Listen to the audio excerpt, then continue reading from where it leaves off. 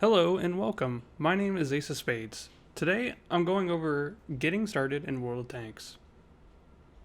I'm going to outline what tank type would suit your playstyle and what differs between each nation's tanks. To answer which nation would best suit you, first we need to know what tank type suits you best. First, we will start with light tanks.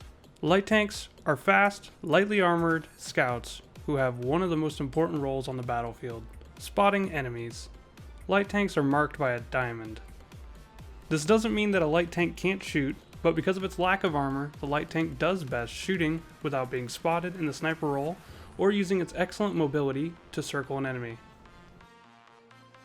Light tanks are a support role meant to help the team with spotting and sniping support to win the game. Light tanks, if played correctly, can be the silent ninja. Next up is medium tanks. Medium tanks fill a role similar to light tanks. Medium tanks are mobile, rapid firing tanks, some are snipers, and some are brawlers. Medium tanks have more armor than light tanks, so they can take a hit from some tanks, but not many.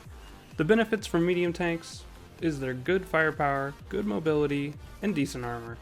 They can use their excellent mobility to get into advantageous positions to ambush enemies. A medium tank icon is a diamond with a slash in the middle.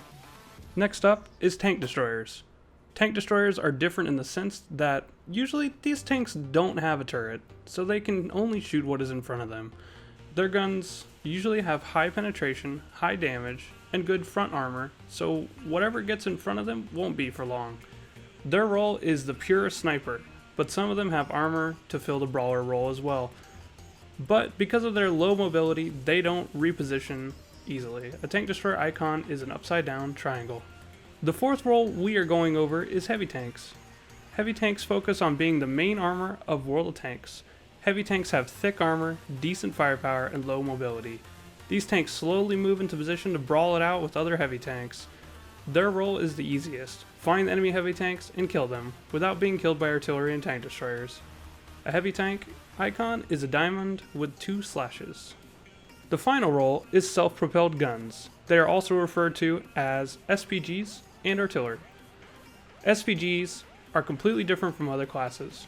They fire shells across the map at enemy tanks, providing support to the team.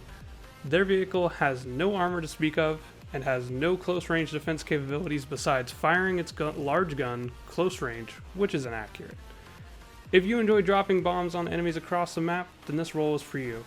Now that we know the different tank classes, let's go over the main features of each nation of tanks. We will start with USA. USA features good gun depression, which is being able to have the gun go down. My personal favorite branch because I love me some gun depression. Russian, my second favorite branch, features excellent heavy tanks that are great brawlers. They have high damage guns with decent penetration, but not too great of accuracy. Their medium tanks are also unique with their high mobility and good firepower. Unfortunately, most Russian tanks have little to no gun depression, which can make aiming over ridges and hills sometimes difficult. Germany is the branch that most people start on first because of their iconic King Tiger, called the Tiger II in World Tanks, and the Mouse tank. Their heavy tanks have decent armor, but they are usually riddled with weak points that the enemies can easily shoot. The focus on German tanks are the guns. German guns don't have high damage like the Russians, but instead have good accuracy and a decent fire rate. Germany features 2 of the most accurate tanks in the game, the E-50M and the Grille 15. France is next on the list, and they have the easiest difference between the other branches thus far. France features burst damage and high mobility on their tanks. Their tanks have little to no armor, but starting at tier 6 with the AMX 12-ton, feature an autoloader that allows multiple shells to be fired in quick succession, but have a lengthy reload after. Next up on the nation list is Japanese. Japanese have 2 tank lines, medium tanks and heavy tanks. Their medium tanks feature good mobility and a high rate of fire on their guns, but poor weapon handling in terms of aim time and accuracy. Japanese heavy tanks feature a large size with slow speed, which makes them an easy target for artillery. But their armor is thick and can bounce same tier opponents, but loses that advantage when facing higher tier opponents. The Chinese WZ-132 is my favorite light tank in the game, but Chinese tanks have a similar theme to that of Russians. They feature high damage with decent armor the most iconic out of the branch being the 121, which features the largest caliber gun on any medium tank in the game, a 122mm gun dealing 440 average damage per shot. The Czechoslovakian nation only has one tank line in its tree, but this tank line is similar to that of the French. At tier 6, with the Skoda T25, each tank after has an autoloader that fires in very quick succession, making burst fire very easy. Gun handling and accuracy is decent, but not great. Tank mobility is pretty good too, which means the tank suffers from weak armor. At tier 10, the burst damage of the gun can be monstrous. Ambushing an enemy in the open and taking half of their hit points without allowing them to return fire is a great advantage.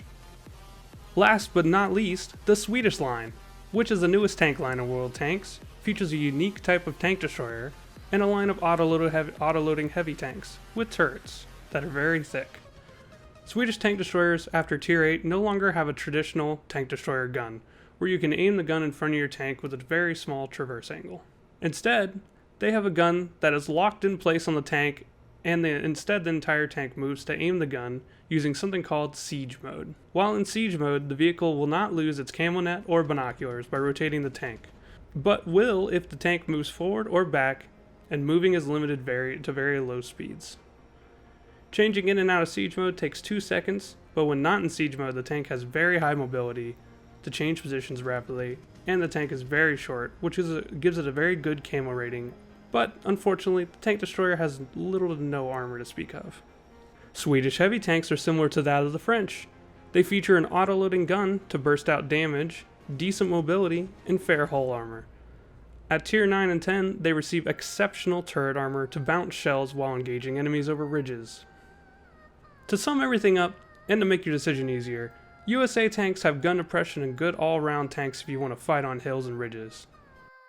Russian tanks have good heavy and medium tanks that are good at brawling, so if you want to be in the thick of the fight, you should pick Russia. Germany has accurate tanks, but their heavy tanks have more than the normal amount of weak points on their tanks. This doesn't mean German tanks aren't good. I'd pick Germany if you were looking to get an accurate gun such as on the E50M or the Grille 15. But if you go down the heavy tank line, don't be surprised if you see an abnormally large amount of premium shells hitting your vehicle.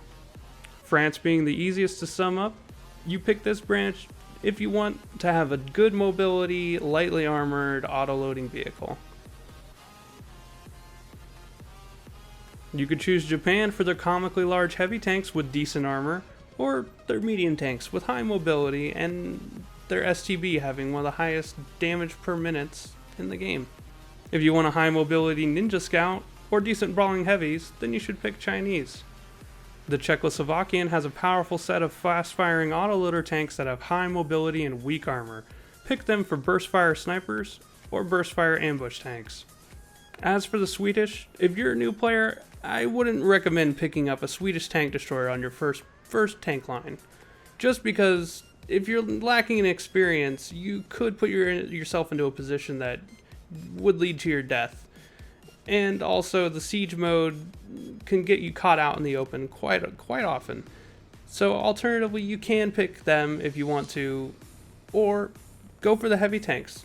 They're very similar to the way the French work, burst fire, heavy tanks that fight on ridges. That concludes this video. Tell me what tank you would like me to do a review on or showcase in the comments section. Like this video if you found it helpful, and subscribe for more World Tanks content. My name is Ace of Spades. Thanks for watching. Peace.